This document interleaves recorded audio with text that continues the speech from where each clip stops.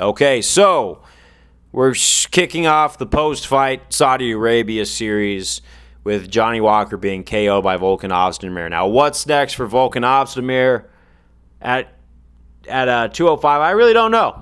I mean, light heavyweight, that's an interesting ball game. I know that he's still a gatekeeper in that status, and maybe we're definitely going to see more performances out of him. Maybe he should fight the winner of Anthony Smith versus whoever he's fighting at UFC 303.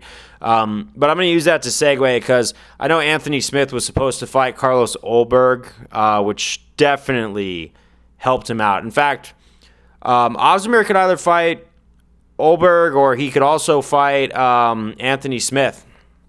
I think those are both great matchups for him at 205 right now, and I think those would be good barn burners, and it could go either way. I think he would have a better time against Anthony Smith because I think Anthony Smith's time is running low. But moving on and segueing into where I thought Anthony Smith was going to go, I thought he was going to fight Dominick Reyes. I thought that was going to happen, but he chose the Ulberg fight.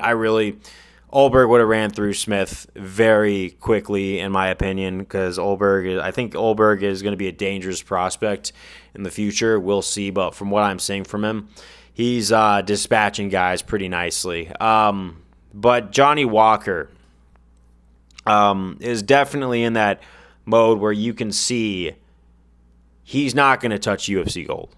I'm sorry, it just doesn't look like it's going to happen. I hate to say that. I think Johnny Walker is obviously, in addition to the UFC, he's a character. He's definitely marketable. But when it comes to the upper echelons of the competition, he definitely fell short. Now, I think, honestly, similar situation with Dominick Reyes. I know he just got a win against a non-ranked opponent, but he's ranked 15. And he even looked like he had some trouble until he wasn't in the first minute of that fight. So I really don't know how long his winning streak is going to last at 205. And honestly, I believe that Reyes needs to start looking for an exit strategy too. So what we're going to have is Walker versus Reyes would definitely be the fight to make because we got to get both of those guys a send-off fight. Just a good matchup that could go either way. I mean, I really do favor Walker in that fight. But I also think Reyes could probably pull up an upset because, Reyes just got his confidence back. He just got his toe back in the water. But although I wanted to see him versus Anthony Smith, Smith's all backed up. And that's what we're going to see. Now, obviously, whoever wins the Anthony Smith fight at UFC 303, I have not looked at who's taking Ulberg's place, but I think the winner of that fight could fight Ozdemir.